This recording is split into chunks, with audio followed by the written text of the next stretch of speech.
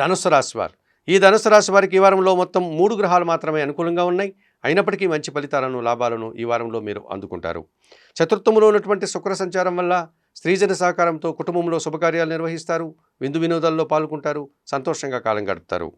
దశమ భావంలో ఉన్నటువంటి కేతు సంచారం వల్ల నిరాడంబరంగానే వృత్తి ఉద్యోగ వ్యాపారాల్లో అభివృద్ధిని, ఆదాయాన్ని అందిపుచ్చుకుంటారు. లాభభావంలో ఉన్నటువంటి చంద్ర సంచారం వల్ల వృత్తి ఉద్యోగ వ్యాపారాల్లో సంతృప్తికరంగా ఈ వారమంతా కూడా పనిచేయగలుగుతారు. కొన్ని అసౌకర్యాలు, అశుభ వార్తలు ఈ వారంలో వినక తప్పదనిపిస్తుంది. అధికారుల నుంచి అభిప్రాయ భేదాలు, ఇబ్బందులు వచ్చేటువంటి సూచన కూడా కనిపిస్తోంది. ఈ రాశి వారికి వారంలో ఆది, సోమ, గురు, శుక్రవారాలు అనుకూలంగా ఉన్నాయి. దానాలు ఇచ్చేటువంటి క్రమంలో ఈ ధనుస్సు రాశి వారు కొన్ని పెసర్లను అనగా పెసరపప్పును బుధవారం రోజు పేదవారికి దానం చేయండి. స్తోత్ర పారాయణ విషయంలో శ్రీరామ రక్షా స్తోత్రం ప్రతినిత్యం చదువుకోండి. ఆలయ సందర్శన కార్యక్రమంలో భాగంగా ధనుస్సు రాశి వారు సీతారామచంద్రమూర్తి ఆలయానికి వెళ్ళి తులసి ఆకులమాలను సమర్పించి స్వామివారికి, అమ్మవారికి నమస్కారం చేసుకోవడం వల్ల మరింతగా మంచి ఫలితాలను పొందగలుగుతారు.